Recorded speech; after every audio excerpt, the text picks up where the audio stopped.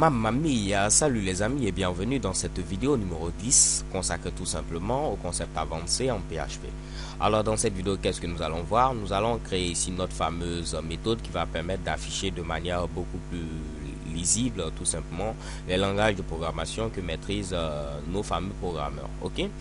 Donc là, pour ce faire, avant de commencer, j'ai tenu à tester ici les méthodes setPseudo et setLangage que je n'avais pas ici utilisé dans la vidéo précédente. Ok, donc on va tenter de modifier le pseudonyme de notre programmeur. Donc je mets ici $P2 comme ceci et je vais utiliser setPseudo. Et comme pseudonyme, je vais modifier, je vais mettre ici Toto le dur, ok, avec un petit point virgule à la fin. Donc normalement, si je fais après un petit écho de $P2 get pseudo, je dois voir ici que ce changement a été effectué. Donc au lieu d'écrire pseudo, j'ai écrit pseudo, pas grave. Donc je viens à ce niveau, je tente d'actualiser.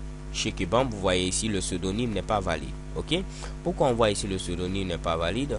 Donc on voit ici une erreur tout simplement parce que j'ai mis des espaces. Ok, donc lorsqu'on dit alphanumérique, c'est soit ici des chiffres, soit ici des lettres. Ok, donc l'espace ici n'est pas considéré comme une lettre, raison pour laquelle j'ai une erreur. Si je tente tout simplement d'enlever les espaces et je mets ici Toto le dur tout accolé comme ceci, vous verrez que je n'aurai plus cette erreur là. Chez Kebam, j'ai Toto le dur. Ok, donc en lieu et place ici d'avoir mis par exemple ctype alphanum, on va vérifier tout simplement est-ce que ce n'est pas une chaîne de caractères. Ok, donc je mets is string comme on l'avait utilisé précédemment.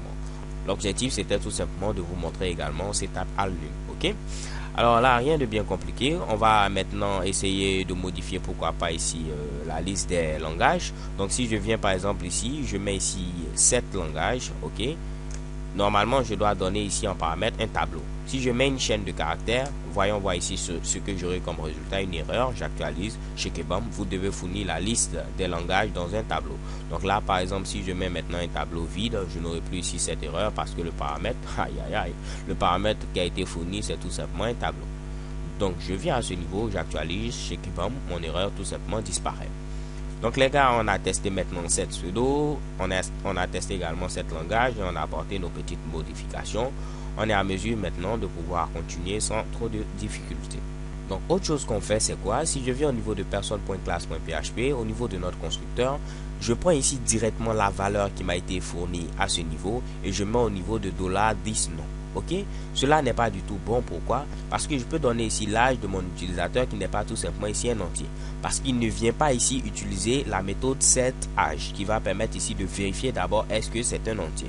Donc si par exemple lorsque j'initialise ici un utilisateur, je mets pourquoi pas ici Toto, vous allez voir cela ne va pas déclencher plutôt une erreur, parce que lorsqu'on vient au niveau du constructeur, il va prendre directement ici l'âge, il va mettre au niveau de notre variable. C'est après si j'utilise par exemple setAge qu'il va pouvoir voir que j'ai par exemple une erreur ainsi de suite. Ok, donc si je viens là, je tente tout simplement d'actualiser, vous voyez bel et bien honoré à Toto 1 et vaut ici $1 million.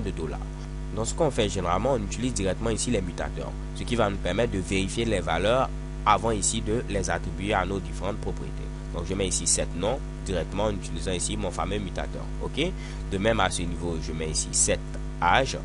Ok, et je vais affecter ici comme paramètre l'âge qui a été donné au niveau de mon fameux constructeur. De même ici, je mets set prix et je mets ici le prix qui a été donné également en paramètre. Donc normalement si je viens à ce niveau, vu que j'ai utilisé cette fois-ci mes différents mutateurs, lorsque je vais vouloir mettre ici l'âge qui n'est pas un entier mais une chaîne de caractères, il va venir à ce niveau et lorsqu'il va vouloir faire appel ici à cet âge, ce dernier va lui dire mais ce n'est pas un entier, alors cela va dire tout simplement un petit warning, l'âge doit être un entier. Je tente tout simplement d'actualiser et qu'est-ce que vous voyez chez Kebam? L'âge doit être un entier, le prix n'est pas valide, également le prix n'est pas valide, ainsi de suite. Donc pour pouvoir gérer ces Mitsubishi, je n'ai qu'à faire quoi? Je donne un âge valide, je vais mettre par exemple ici 15 ans et au niveau du prix, j'avais dit que ça doit être à ce niveau un double. Donc je mets ici par exemple 0.5 pour pouvoir gérer ce Mitsubishi ou bien 0.0 ainsi de suite. Ok, donc libre à vous d'adapter en fonction de ce que vous souhaitez. Donc également là au niveau du prix, je vais mettre pourquoi pas ici 0.25. Je vais tenter d'actualiser, vous allez voir toutes les erreurs vont tout simplement disparaître. Ok, alors les gars, je crois qu'on va s'arrêter ici parce que si je veux continuer pour faire notre fameuse méthode pour afficher la liste des langages de programmation, la vidéo va être un peu longue. So thank you guys for watching, don't forget to subscribe and have a nice day. XOXO.